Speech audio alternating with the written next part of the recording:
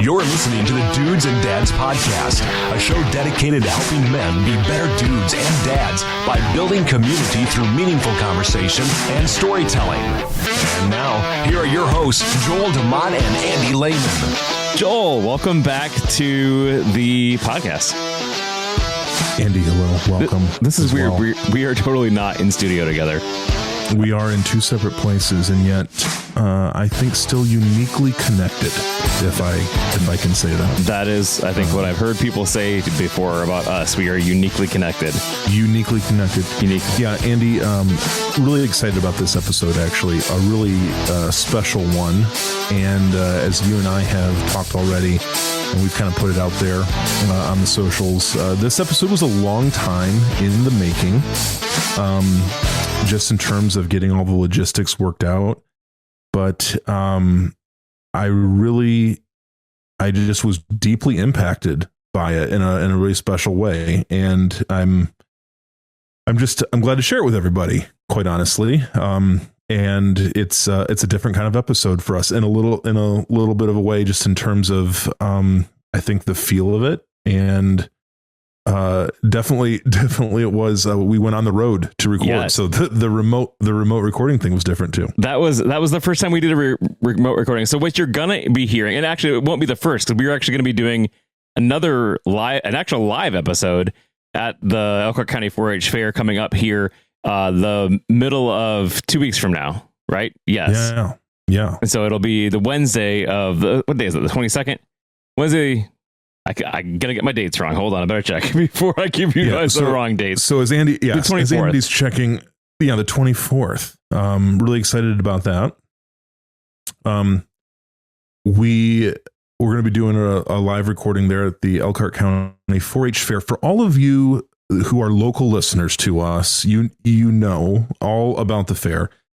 For those that are farther away in this community, I like to call it the local national holiday.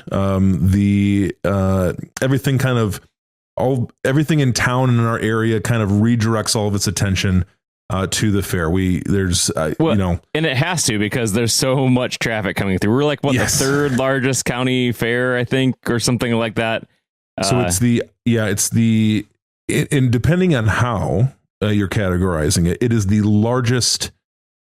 Is it the largest? I think it's the largest 4-H fair in the country, and which is pretty amazing, given that there's a lot of other like more populated areas that have fairs, but we pack it out. A few years ago, I'll be interested to see. They always report what the total attendance was, but we have many times exceeded 250,000 visitors to this fair, 270,000 visitors to this fair. Every year. So for those of you local, you know the gig, you know how big of a deal it is. For those that are farther away, yes, the Elkhart County 4-H Fair, it's a phenomenon. It's an event, and we have been so fortunate to be invited to join our partners at Everence to talk with some people about the fair, to talk about the importance of it and what it's done in the lives of families and our kids and all that good stuff. So, I don't know when you'll hear this episode right now, so it may be post-fair. If it's post-fair, I'm sorry we missed you, but hopefully we saw you out there. So yeah, hopefully we did. But so you mentioned we took the show on the road, if you will, and we were invited by a twice former guest of the podcast, Corey Martin. Corey is the chaplain at the Elkhart County Jail, and he basically said with us, "Hey, I've got this class called Inside Out Dads, and it would be great if you guys could come in and talk to the people in there and just interview them and get a sense for what fatherhood looks like while in jail." And so it, like you said, it took a long time coming. We had to work out a lot of logistics. It's probably the most logistically thing that we've ever had to do, as far as trying to get approvals and things like that. And so we got the okay. We brought all of our stuff into the jail, and we did an episode. We made it through all the security checkpoints. And what you're going to hear, and you'll be able to tell the environment we're recording in is a little bit different, because it's kind of a classroom, so to speak, there within the jail. But we had to take all of our equipment in and run it through security and walk down these long kind of concrete halls to this location where we got to have an opportunity to speak with 4 different men who have gone through this course and who've been kind of thinking about fatherhood and thinking about dudes and dads kind of stuff. And we really just valued hearing their voices and hearing other perspectives and hearing what they're learned, as many of them have spent recent time rethinking, I think, and redeveloping a vision for fatherhood, a vision for connection with their kids, and really just a connection with their community and what they hope to be different in the future. And so we're gonna hear that. But I would just say a big thank you to the Elkhart County Jail, who, as they allowed us to come in and were just very welcoming to us. And we look forward to, I think, future opportunities like this. It kind of, when you do something like this, Andy, I think this is maybe you're feeling like you just kind of begin to think, hey, if we're able to do this, what other else can we do? opportunities Yeah, absolutely. might be out in the future. So, we just hope you we hope you enjoy this episode as you listen to a number of 4 different conversations that we had with the inmates at the jail. And I know I learned a lot. It got me thinking about a lot of things, Andy. Mm-hmm. I'm assuming that was true for you as well. Yes, definitely. It was a good opportunity for me to sit and we saw reoccurring themes. So you'll as you're listening here, you're going to hear a couple of reoccurring themes, and it's just striking to me how those reoccurring themes kept coming up. So without further ado, let's go ahead and play these 4 interviews. They're going to be straight through interviews of 4 different gentlemen, and then we won't come back after the interviews. We will see you guys at the next episode. Gilberto, thank you for joining us. Honestly, we're so glad to have the opportunity to sit down with you and to talk. We don't got nothing better to do in the podcast. Well, hey, all right. Well, hopefully this is an added bonus to your day. When we're talking about the world of fatherhood, this is a topic that's really important to both Andy and I. We have a lot of conversations around it. I think the one place I'd like to start is just asking, when you hear the word father, what comes to your mind immediately? What feelings, what sensations, what goes through your head? Church maybe, because okay. I grew up without a dad. So outside of that, no, I don't really think of anything else outside of that. Yeah. Or was that something about myself? Because I have 4 kids too. Yeah, so that's great. So growing up without a father, but now that you are a father, when someone asks you to say like, hey, what's being a dad like, or what do you think about fatherhood at this stage of your life? What comes to your mind there? It's the toughest, coolest, and greatest job on earth. Yeah. Yeah, definitely. Yeah. Yeah. Well, challenging too. Yeah. Mm-hmm. What are the big challenges that you see in fatherhood? Seeing myself in them, and maybe not contradicting what I've grown and learned through life, maybe. Mm-hmm. Yeah. But then I just want to give them anything they want. Yeah. So it's kind of, nobody's an expert. Yeah. Mm-hmm. So we kind of just wing it as we go, I guess. I think oftentimes and Andy and I talk about this all the time, like we're like every day we get up and we kind of in one way or another ask ourselves the question, like, have I done something positive to contribute to my life, my kid's life, or if I done something like even accidentally, like not aware, where it's like I've maybe taken something from them, or I've not contributed in a way that I want to. Does that strike with you? Is that like because I'm just thinking that's in one way or another that all fathers have this kind of concern. You want everything to be perfect. Yeah. You know, and then you got mom to please. Yeah. So, but then when we're in here, it kind of sucks because you're not there, especially when they visit. Yeah. You know, when they're old enough to visit you, it's kind of like a bittersweet. So, yeah, it doesn't feel really good. Yeah. It feels great to see them, but at the same time is something you can never give them back. Right. So you can get out and buy them a new car and house, but it doesn't really replace the time. So you're always, I guess, trying to live up to par, trying to make up for something because, I mean, unless we don't have a conscience. But every day. So what's that look like for you? Trying to make up for things? Trying to live into your, like, still like be a father and still be a good dad, right? I mean, with when they come to visit or whatever. When they come to visit, I just really answer anything they got. Okay. Wholeheartedly and honestly. So, outside of that, there's no really thin line. Definitely. Cut and dry, really.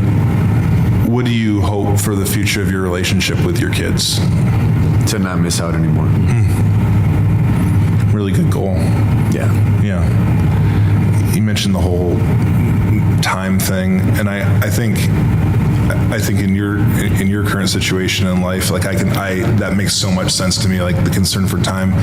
Andy and I talk about the same in different circumstances. Talk about the same thing. I think that's just a theme. Like how we're handling time, how we're taking advantage of every day, how we're making the most of it. I mean, I don't know, you hear people like all these like self-help gurus and people that talk, seize every day, make the most of it. And sometimes it feels a little cliche, but I think from what I know our conversations have been, what I'm hearing you say, it's like you're just reminded, it seems that you're reminded daily that they're like every day is valuable, every day is significant. It means so much. Right. And then I also think of the days and years I went without one too. I definitely don't want to do that. So I can see where you're getting at. Do you, as you were growing up and thinking about growing up without a dad, which we have, again, that's a conversation. We've had several times all the time with people. I work for an organization that helps mentor kids that are growing up without fathers, and that's really, really important to me. As you were growing up, what were there other places that you looked for that male connection, that father role? Where did you find it? Where did you look for it? In all the wrong places. Okay. So tell me, what does a wrong place look like? Gang member. Okay. I found a lot of that there. I found a lot of older peers pretending to be a male role model and father figure, but leading me into all the wrong places. I know that now, but back then I didn't. It caught me when you said pretending to be. I can say that now, but back then I wouldn't say that. So it took a long time to realize that.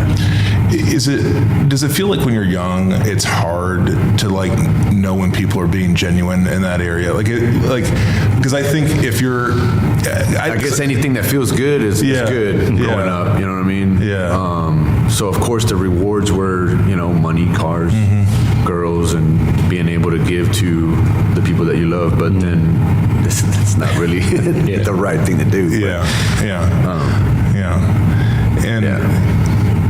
That void was quickly filled with all the wrong things. Then that's I think it's just so interesting for all of us, like that, no matter our background in life, like that void, we all will fill it with something, in one way, one way or the other. If you had a young person, which we do, that that listen to these interviews, that listen to these conversations, thinking of that young person, thinking of the young you, what would be your counsel to them now? What would you say? What's wrong is wrong, and what's right is right. So, growing up where I grew up at, violence and stuff like that was just a way of life. So it was hard to distinguish, what was right and what was wrong. So somebody young like me, when I first started, I would probably look to see what is their right and where is their wrong sense first before I tell them, because you don't know what that is. So important. I think we can take it for granted, but important conversation to have with young people I mean, I think it's really, really insightful. Like, what is wrong for you? What do you see is wrong? What do you, and like kind of making the young person own that a little bit, as opposed to just assuming, like, I know I assume all the time because they may have not realized it. Yeah, right. Yeah, right. So like I assume with my kids all the time, like, oh, you clearly know the right choice to make here. And it's like, hopefully, but maybe not. And maybe not, depending on their environment. Right. Right. And what they're seeing around them and their peers and all of that. And I think, assumptions can be dangerous. Assumptions can have real impact. Do you today, like, if I want to go and be the operator of an automobile, I'm required to go down to some government office. I got to get a license. I got to prove that I know XYZ things and take the tests and pass in the road course and things like that. In your mind, should there be a similar process for like getting a license to be a dad? Like, is there some sort of? And it's kind of a funny way to ask that, but do you kind of get what I'm getting at? Like, because anyone can do it, right? Like, if I just find if I find a person, I can become a father in pretty quick turn. Without really any training or any whatsoever. I don't know, because I never had any training. Yeah, sure. And so I don't know how to answer that. Yeah. God would be the only thing to guide you right. So you can't really put a license to that. Yeah. You can't put a manual. You're learning as you go, you know what I mean? And this thing is growing up next to you, looking up to you, and and we all make mistakes in fathering. I think we all look back and go, and I then mom, of course, wants it her way too. So I can't really say. Yeah, I've heard it before said of like, you should have to take a class to be a dad or something, but there isn't just one way to be a father, obviously, and I think that's really insightful to say, like, so much of what we do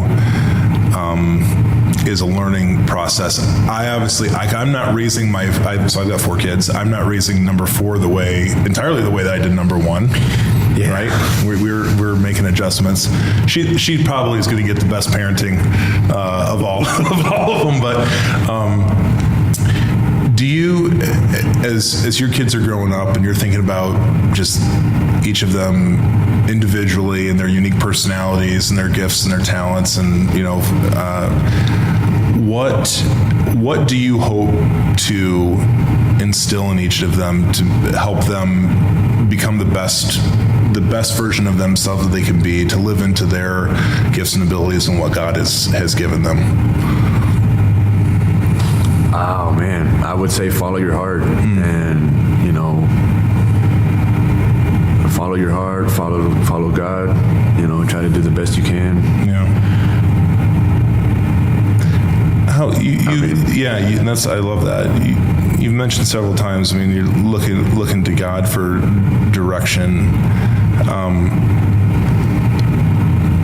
How is that? Because from what I've been hearing your story, with a little bit we've talked about, it's likely that there was not a time where you were asking God how to live, right? Right. My way clearly lands me here. Yeah. So. When was the change? What was the change? What was the wake up to, like, there is this God that wants this kind of life for me? Being in here at 43. Still trying to do it my way, and it's not working. Yeah. So, time for a change. Amen. I love it. Gilberto, we wish the absolute best for you, man. Thank you. I'm just excited to have this conversation with you. I'm grateful. Thanks for having me. Yeah, and I know that the dad your kids have now is a dad that is going to do amazing things, is going to make a major impact. So I'm excited. Yeah. And like you said, man, like, it's one day at a time. It's we just have to give ourselves the level of grace and mercy that God gives us each and every day for, all the times that if I counted today alone, I've probably missed a few opportunities to be a better dad. But I just, my hope is that grace and mercy goes goes before you, that you're just holding on to that. Thank you. And hope God hears you. Yeah. Well, my prayer tonight, we'll throw another one up there just to be safe. But I believe that He does, and He knows what you need before we even say it. So most certainly, yes, sir. We're excited for you and really hopeful. So thanks for the time. I appreciate it. Yes, sir. All right. Good luck with your fourth kid there. Thank you. I need it. All right. So we have Randall here with us. Randall, welcome to the show. Good to see you. Thanks for having me. We're glad to have you, and thanks for taking the time. On this show, it's the Dudes and Dads podcast, and so we talk about dudes and dads stuff. We talk about fathering and being a father, and our understandings of fatherhood a lot too. Because no matter where any of us come from or our backgrounds, we have found that a lot of us have very, very, like, there are things in all of our stories that are very, very similar, that overlap in another way. And the one thing we always want to do is we're really striving just to be an encouragement to the people that are listening, the people in our community, that they have hopefully just some helpful voices in their life. So that's what we're trying to do, and that's what the conversation we want to have here today. So we've just got a few questions. We might just get to a few of them, because maybe you've got like a lot of thoughts on one particular, and that's awesome if you do. The first question I'll just start with is, tell me, when you hear the word father, what comes to your mind? What are images, thoughts, memories, feelings when you hear that word? All right, the first thing that comes to my mind when I hear the word father, I think of God. Okay. Walking on a path that I am walking on, and I'm on a different journey in my life than a lot of others, I would say.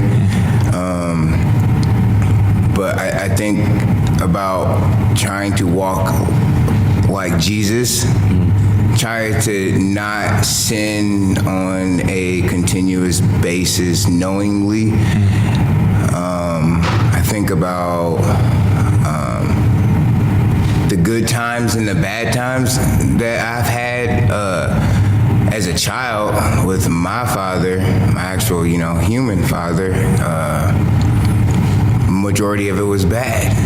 And I think about me being a father and how much of a blessing it was to become a father. And I think about things that I took for granted as being a father, although I've been in my children's life since like day one, other than the times of my incarceration. I feel like any other father could, like one of the lucky ones to actually have children, because there's a lot of men out there that can't have children, and I was blessed to be able to have the two children that I do have. And I feel like a failure for being here in jail and not there protecting, because that's what any child looks in for, like, at a father, like, hey, protect me, feed me, clothe me, house me, give me a sense of love, teach me.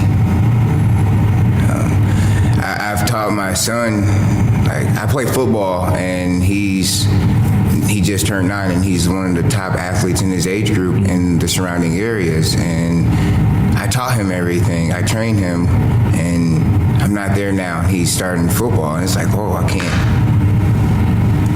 I'm not there. So it's like that sense of being a failure it haunts me daily and nightly. That's about it. Yeah. That one. When you think about thinking back to your own childhood, would there be a conversation or just words in general that your father said to you that you would say were impactful on your life, that you things that something that he said, and that could be positive or negative, that you feel like has stuck with you? To be quite honest, my dad wasn't really in my life, so I got to see him from every other summer, something like that. I could say he would always say respect and love your mom no matter what, because my mom was trying to play father and mother, and she has done things or said things that crushed me and my brothers, or a lot towards me. I mean, I don't know, I was the middle child. But he always he never talked bad about her, and he always was positive about preaching to us that she's your mother, always love her, and it reminds me about a lot of passages in like Proverbs. It speaks of correcting a child or correcting your child, and he'll be a blessing to the father and the mother of his you know what I'm trying to say. I can't remember exactly, but it just says that she'll be proud. And so that's what he kind of like preached as I was younger. Yeah. So as we talk about God, the Father, you had mentioned your own father was absent in your life. Like how does, if we're calling God the Father, does your earthly father and your relationship with your earthly father, does that affect God, your view of God in any way? No, not at all. We all fall short of God's glory. So, and I know this thing they call fatherhood and being a father, and when you once become a father, you literally are now opening a manuscript that you don't know what you're doing whatsoever, and every day is going to be different. Yeah. And your terms or your ideas of being a father compared to yours are going to be completely different than mine. And it all comes from like how we were raised and stuff. So I'm not close to him, but I guess when I'm out, I do communicate with him. I don't dislike him for not being there. How could I put it? Like, I have more respect that he's still trying to reach out. Okay.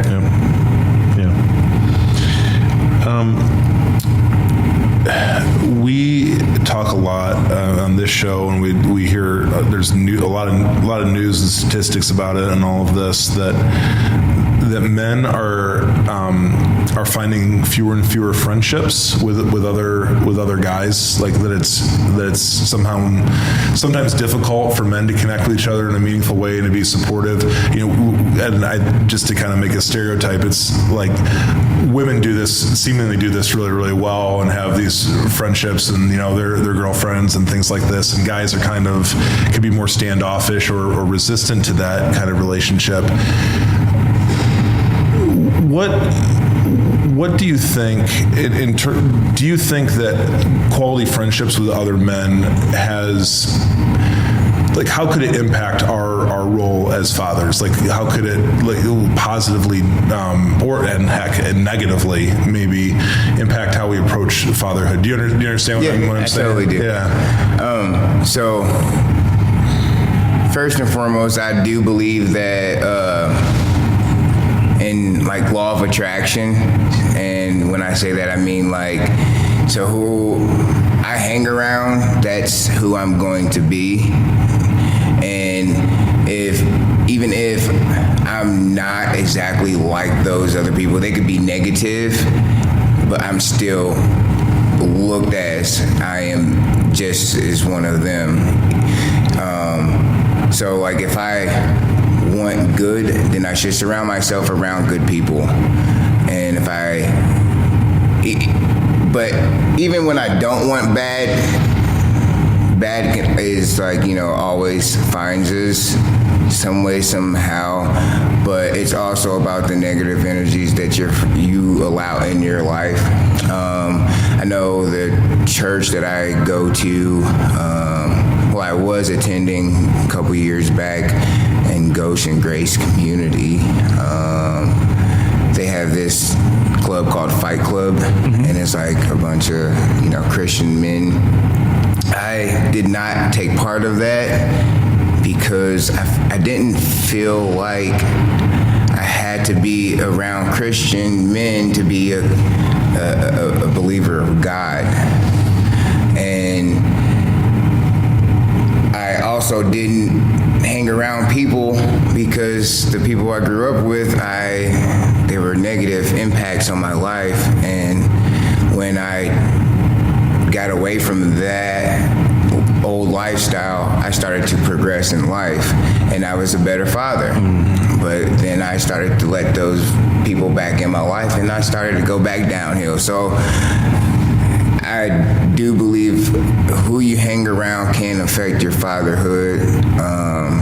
You start to pick up their tendencies. That's where the law of attraction comes in. I could speak one way now, and then you come and talk to me 6 months later, and I've been hanging around with these jokers, and probably going to sound just like them. Sure. Yeah.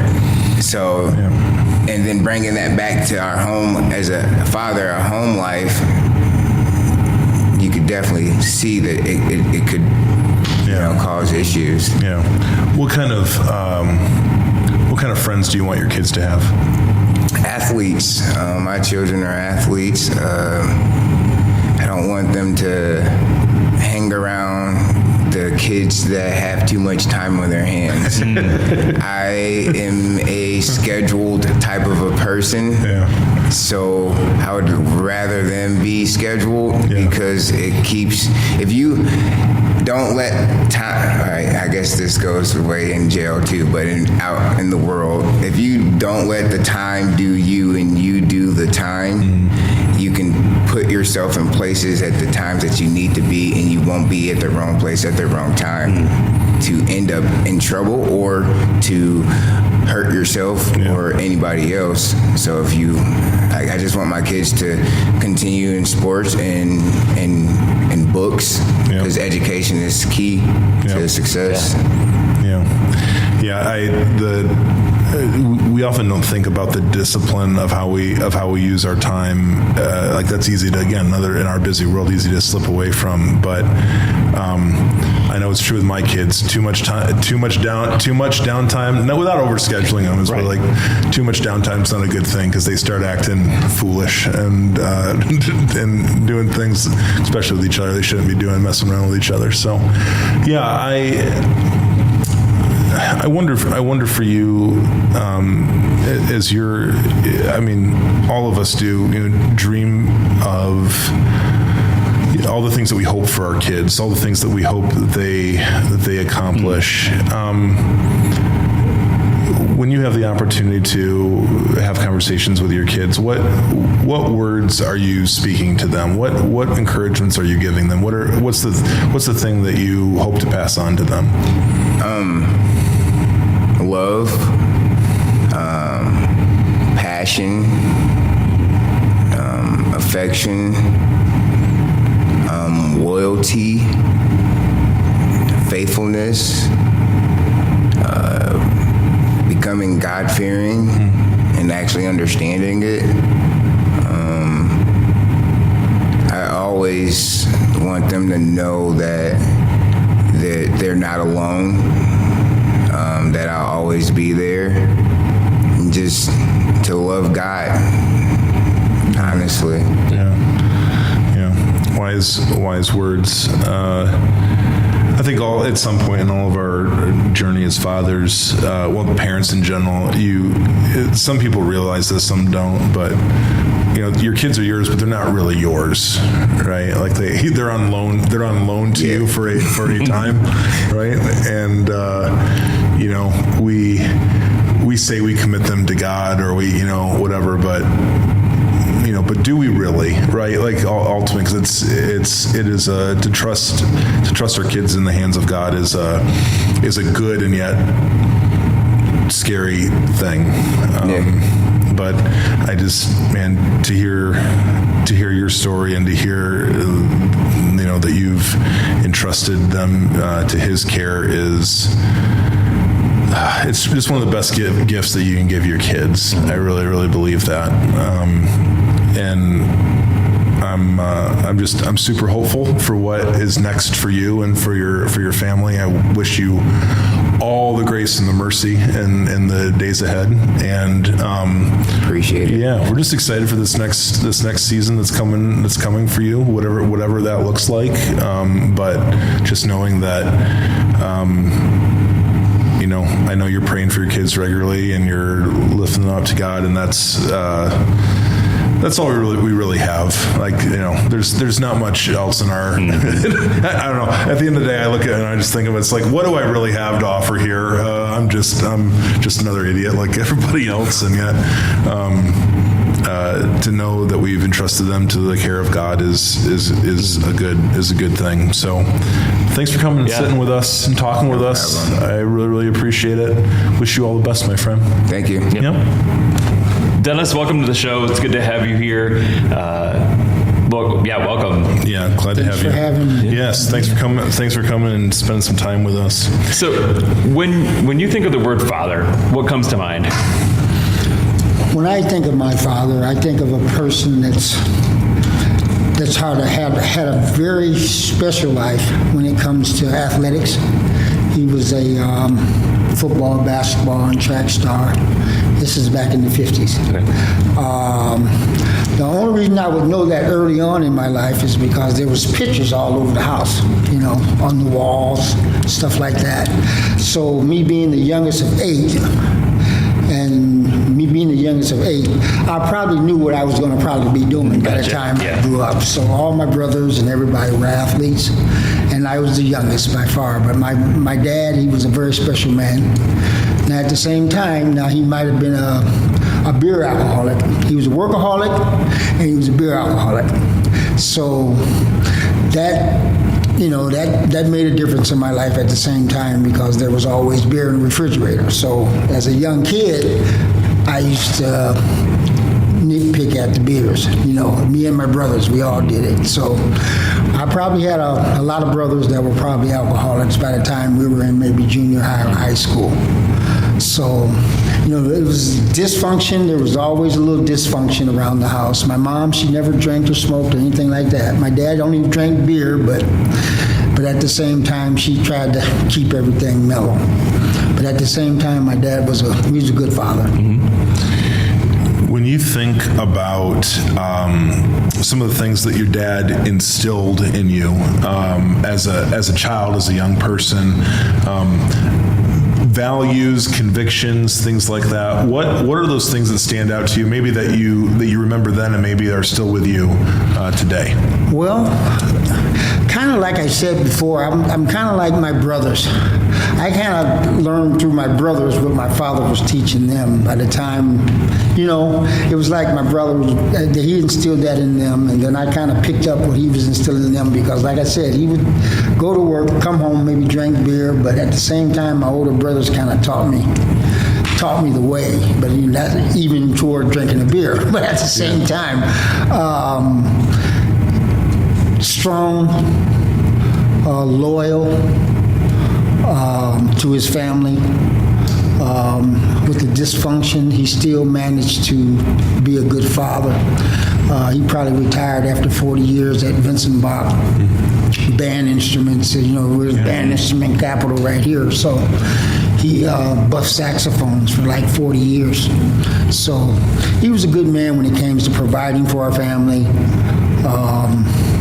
being a stand-up guy, but at the same time, like I said before, there was some dysfunction. And my mom kind of leveled it out because she was, she didn't do anything rather being a good mom. As you think back to the kind of those things that your dad instilled, and it sounds to me like your brothers were a part of that, a big part of that too. Absolutely. The advantage that the youngest kid always has, the younger kid always has, is all that kind of trickle down stuff. What, good or bad, I guess, both sort of ways. The influence of their older siblings. Can you think to a time, or maybe this happened maybe a few different times, something that your dad said to you directly, and this could be a positive thing, it could be a negative thing, but thinking just about words that he shared that had an impact on your life. Is there something that you can remember, or a thing that you would point to? Well, he's always told me that just give your best. Yeah. And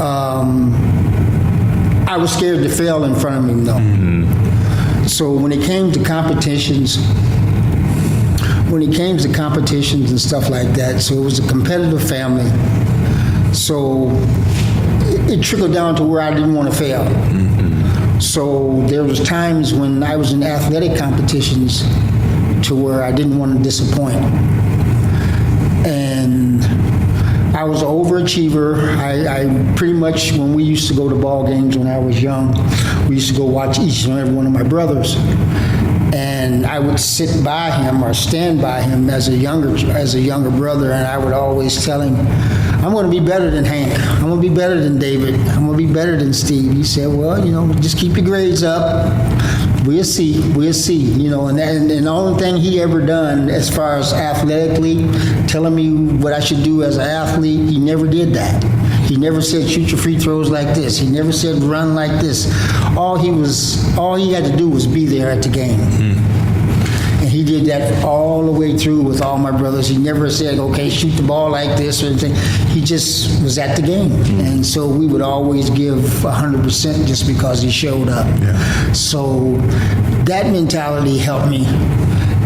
But later on in life, I think I'm going away against the question. No, you're good. But going forward, there was times where I didn't want to fail, to where I remember being in a big race, a track meet, and I was a sophomore and I was facing a senior in the 400 meters.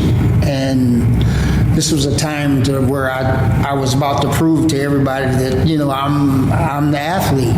And being a sophomore, we were in the sectionals and Goshen relays. And I had the second best time in the region, and this senior from Warsaw had maybe a second better than me. So I was in the second lane, he was in the first lane, and it was a pumped up race for the whole area. So at the same time I was running that race, I never was challenged throughout the year. So this is my first time running against this guy. As I said before, he was a senior, and before the race was over, I was winning the race, but I faked the injury before I finished the race because I didn't know if I was going to actually win that race. And I faked the injury before the race was over, so I never completed a race. And that's kind of been instilled to me all the way through as far as not completing something. But my dad didn't know that for years. And then later on in that track meet, I ran the anchor in the mile relay, which is, it branches off from the 400 meters. Mm-hmm. You ran the mile relay where I was the anchor in that. And being that it was a team effort with 3 other guys, I ran the fastest time I ever ran in the 400, where I just wanted to prove to him that I could have won that 400 meter race by running like a 47.9. Yeah. You feel me? Yeah. And my split. And so instead of me running that 400 race on my own and doing something on my own, I I never could prove that I could have won that race, but my dad never knew that I gave up. Maybe not until I went to college and played football, and I came home and I finally had to get it off my chest. And I told my dad, this was maybe 5 or 6 years later, I told my dad in college, I said, Dad, I faked that injury. I failed. I played like I had a cramp in my leg because I didn't want to fail him and not win that race. But, after me knowing I ran that time in that split, he still probably ran. I think the guy who ended up winning that race at the time that I had a 50 flat or something. But I know if I would have just ran that race, I probably could have won it. But that was the start of a life of not completing things. Mm-hmm. And that went through up until now, to where I'm not completing things. But my dad was never the reason for that. My dad has always been an upstanding guy. Now, he's passed on now, but I think about him every day, and it's kind of ironic that Chaplain Corey asked me to come here today because I was about to chicken out.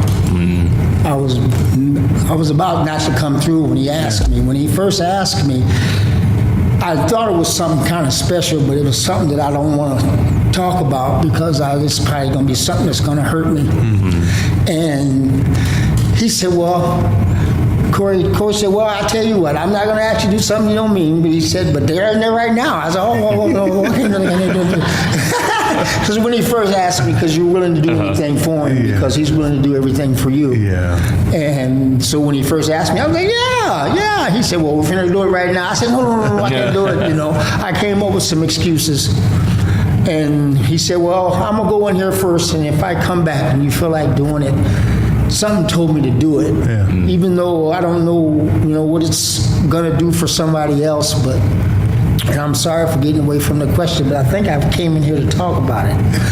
And but Corey, he's been very special, and I felt, well, I can't let him down because every time I've asked him for anything, for my teeth, he's helped me get them. And I didn't want to see him or any of his coworkers to see me back here because I used to see him at church, but I just want the podcast to know that Corey Martin and his family of people are good people, and he's always helped me, and I'm glad he asked me to do this today. Well, you have finished something today. Yes, so and this have done it. This is the exact example that I'm talking about, so I appreciate it. Yeah. We are just immensely grateful for you sharing your story with us. Thank you. It is an honor. I'm sorry I dragged it on a little bit. I didn't talk about the football course. No, I think just the key point. I mean, number one, finishing things. I don't know. In our family, we have a rule with any of my kids. If they feel like they want to quit something halfway through, it's like, well, you don't have to do it next year, but you will finish this year. Absolutely. And sometimes I always wonder, like, okay, is that the right route? But as you've shared today, it just seems that there's power in that. There's something important in completing things, and even as you're on your journey of recognizing that and of having done that today with us. I think it's really, really beautiful. Well, so I appreciate you guys. We're grateful. And we appreciate you. Thank you. Yeah. So thanks for the conversation. Okay. All the best to you. Thank you. Yes. God bless. Mm-hmm. So Adam, when you hear the word father, what immediately comes to your mind? I just get a picture of my dad. Mm-hmm. You know what I'm saying? Just because that's who father was to me, So I just have a picture of my dad. So nothing. Yeah. When you think about when you think about your dad specifically, then what images, memories, thoughts, words come to your mind there? The one thing I connect on with my dad a lot is sports. So I just think about like playing sports. He was like my little league coach when I was growing up. he was somehow at all of my wrestling meets growing up, which now being a father myself, I look back like, how did he do that? Yeah, like, fair question. Just insane. Like, he was at my brother was in sports, I was in sports, he had a full-time job, and he supported our family, and it was like, today it's just like looking back, you're like, how is this possible? You know, and so now that you make me think about it, I'm like, wow, he made a good sacrifice there, you know. Just so yeah, that's the common thing that we hold is sports. And so and then the sacrifices, I hear you saying, I mean, the sacrifices that are made around that for all the time. I was just thinking about the other day, like, similar. My dad, when I was younger, I mean, he worked a lot of hours, and yet I think every major athletic milestone that I had, he was there for every single one. Like, one of those. And it's weird, right? Like, I have an image of him in my mind sitting on the bleacher in those places. Even though at the time I didn't think it was all that. Like, it was like, yeah, Dad's here, whatever. Right. But now it's. Yeah. As we get older, we have context for that. Like, we get the sense of like, oh, that was a big deal because because we understand. Like how much it takes to do that. The weird thing about the sporting, like, so my mom was also there because they were together all the time. So weird story about that is, I was super serious about sports, and I'm super serious, and so Dad's super serious too, and then I got Mom over there, smile, you know, like, I'm trying to be intimidating right now, you know, and so that was always like the mix of Dad and Mom, like, so, but they were both always there, so that's kind of cool. What's one thing, or maybe it's a few things that you feel your dad really strongly instilled in you, values that he had that were important to pass on to you? Well, so growing up, my dad was he was like a traveling sales rep for like the RV companies, and my mom, so yeah, he was gone a lot, and so, but then once again, he was always at all my sporting events. It doesn't make any sense. So he's like super dad. Like, he wasn't there, but then he was, and then going into like my high school years, he decided, well, I'm gonna stop doing this, which was a cushy, got a company car, and then he decided, well, I'm going to go into the ministry. And so that was like a big deal with us because it was a huge pay cut. Correct. So it was it was just crazy. And so, but always growing up between my mom and my dad, it's something that I think that he instilled in me, and was a good foundation. Like, basically, God's been the center of our family all the time. So, yeah, I guess that's very important, you know. Yeah. And so, but like, it was weird because I was a very imagine my surroundings now. I didn't like authority, and so every time I got into trouble, like, not only did I get in trouble, but then they had to tell me why I got in trouble, and then they would give me, okay, so this is really weird. They would give me like, well, sometimes I get spanked or whatever, but like, I would have to do like a word study on, okay, you're angry, so I had to do a word study of anger. Or I would lie, and so then I'd have to do a word study on lying. Like, so like, most kids don't know what a strong concordance is. I think that's where I got my weight training, because I had to lug this thing around with me at all times, and it's like bigger than me half the time, you know. Yeah. And so at the time, I hated it, you know, like, I just hated it. But now looking back on it, it's like, man, if I didn't have that in like times like this, man, I don't know where I'd be, and I don't know how people would do it without it. So, like, is there a conversation that your dad never had with you that you wish he would have had? Probably, yeah.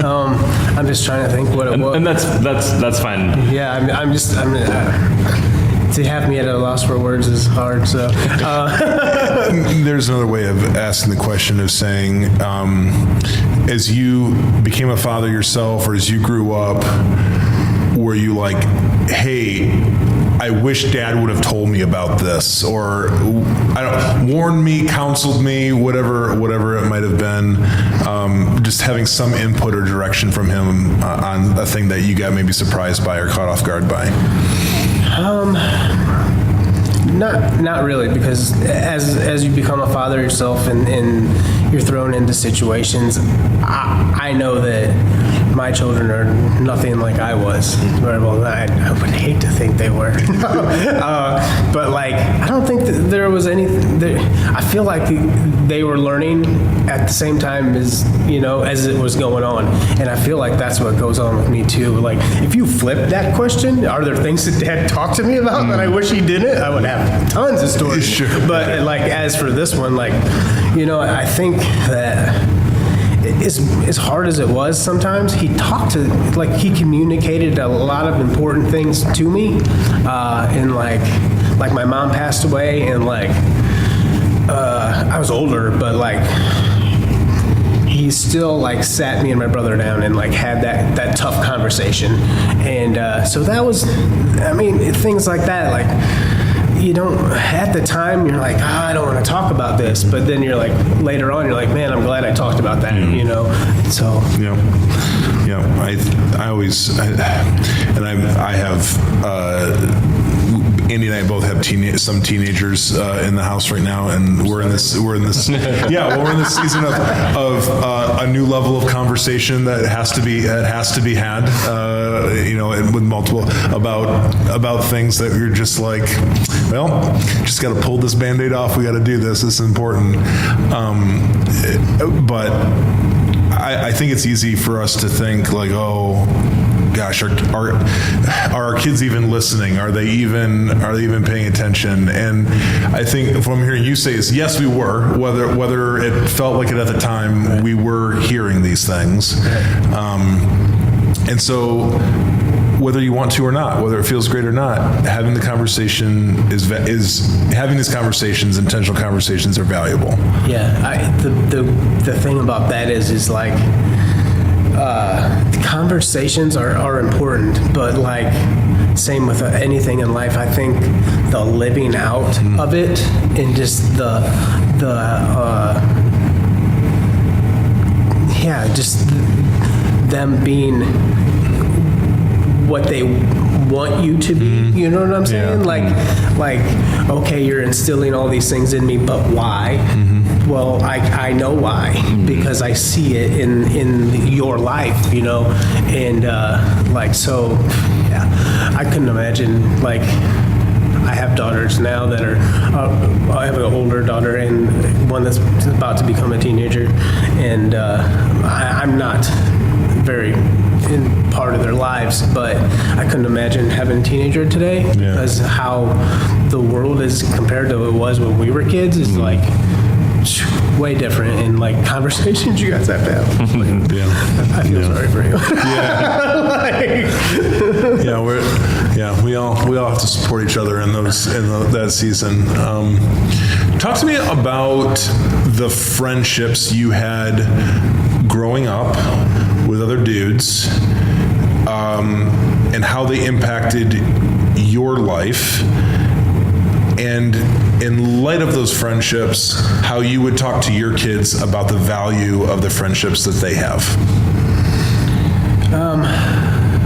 Well, man, like growing up, like sport, like I said, sports was a big deal, and so like the camaraderie of the team, like, was really important, I think, and football, obviously when I was way younger, I was quarterback, so that was like a centerpiece to that, and like, so like, and then like when I was, it's weird, I picked the only sport that was an individual like sport, because I was like in wrestling, so like once I grew up, like the team wasn't so important, but like there were always a couple of like the guys, you know, that and like then growing up as my friends, like we all had similar interests, and so like that's the man. But like, so ask me the question again. Yeah. So just the friends, the importance of the friends you had, how they made an impact on you, positive or negative, Right. which other way, and then kind of as you think about the value of friendships or what the influence they had on you, how would you talk to your own kids about friendship? Well, I mean, just I think at the time it didn't make any sense to me. Like, even if like my parents were like, "Don't hang," you know. I feel like because of the upbringing I had, I knew who I should and shouldn't hang out with, you know, and so that was easy for me growing up to have the right friend, or like, because being an athlete and stuff like that, I wanted to excel in that, and so I knew there were certain things that I didn't want to do. Like I didn't want to go. I used to make fun of all my friends who smoked cigarettes. I'm like, oh, it's so gross. How do you do that? And like people that would drink on the weekend. Why do you do that? And like. And because I never did any of that stuff growing up and throughout high school, and like so. But it's weird. As soon as the sports got over, then like I was like, I caught myself hanging out with the people that I never would have thought I would hang out with, and then like I see where that took me, you know, and so like. What would I say to my kids about that? Like, it's just, I mean, that's just like a part of life, I think, as we grow older and go through life, we just see the things in the way that people draw people, you know. What does it say in the Bible? It says, bad company ruins good morals, you know, like, how true is that? Like, I've been in some really bad places with a lot of not great people, and like it's weird because people will be like, why are you here? Like, well, like you don't like I have people say that now about why are you in jail, and like, well, the same reason you are, you know, like, but like why, like just it doesn't matter. Like, I feel like the choices that we make and the people that I feel like the people that we surround ourselves make the choices we make easier, even if they're not good. Or, you know, even if they're like, which is bad. I mean, but I mean, how true is it? Like, it's just easier to go with what's happening, and then when you want to do that, you just put yourself around those people, and you know that, you know, and it's just. It's weird. So like, so I get, of course you could be like, no, you can't be friends with that person. But then what's that going to do? It's going to make them want to be friends with them even more. Right. And it's funny how as a kid, you may not have realized, like, that's why your parents are saying, don't hang around this. But now as an adult, you realize that, and you're the same thing. You're like, don't hang around with those people. Yeah. It's a challenge right now in my season of life. With we got a kid where I'm like, I'm just not sure that the people I hear the names of the kids you're hanging out with a lot in other settings, and it's usually not like in a great context, and it concerns me. But at the same time, as a parent, you're like, well, I want my kid to have friends. Like, I want him to have his people, right? That he you know, feels like he's safe with, and that and yet. When you just have this bad feeling, it's like if you were to give it, like, from your perspective, your advice to parents would be like, well, if you have a concern about who your kids are hanging out with, do something. I mean, or just let them figure it out. We'll see what happens. That's the hardest. That's like the hardest question as a parent, right? Yeah. Like, because all you want to do is be there. Like, you want your kids safe. But okay, so I have this conversation with my girlfriend all the time because her son's older and he's still blah, blah, blah, hangs on her, and I'm like, you gotta let him grow. You gotta let him grow up himself. And it's like, but he needs me. And I'm like, he's 25. But I get it. She has a huge heart, and that's what parents do, right? Is we just want to be there for our kids and we want to help them. So that's the thing with my parents. My dad especially was tough love, I got to show him tough love. And so to me, personally, that pushed me away. I believe there's a point of tough love, but then I think there's also a breaking point of it. You know what I'm saying? Now I'm to the point of okay, all that stuff you taught me as a kid, where does grace come into play? Because I realize that even God shows us tough love, but He also shows us grace. And so that's the question with kids. Okay, where do I take this to? How far do I push it? To the point where I don't want to lose my kid. Not lose them, but you don't want to lose them as I'm not ever listening to my dad again because he doesn't ever listen to me. He's trying to tell me how to live my life and da da da da da. But really, all you're trying to do is protect them, right? Yeah. And so that's the hardest part. And if there was the answer of all answers, that'd be like the writing on the wall. Whoever's got it out there, they need to write the book and make a lot of money. But I think the thing you said, and I think that's the concern I know that is on my heart is I want to maintain a relationship with my kids so that I can speak truth and love and grace into his life, whatever season of life he is and whatever age. And so sometimes being the no, stop, can't, if that becomes the prevailing language that's coming from me that he's hearing, it's then you're not, what impact are you going to make at all? Because you know where he's going to go. He's not going to ask you. He's just going to do it because he already knows your answer. Okay? So I'm going to go to Dad. Well, no, because the answer is going to be no. Right? And that's the whole okay, let's go ask Mom. Right? Gosh, they're getting better at that all the time. When we have multiple children, that's a lot of people working both sides of the equation. So cool.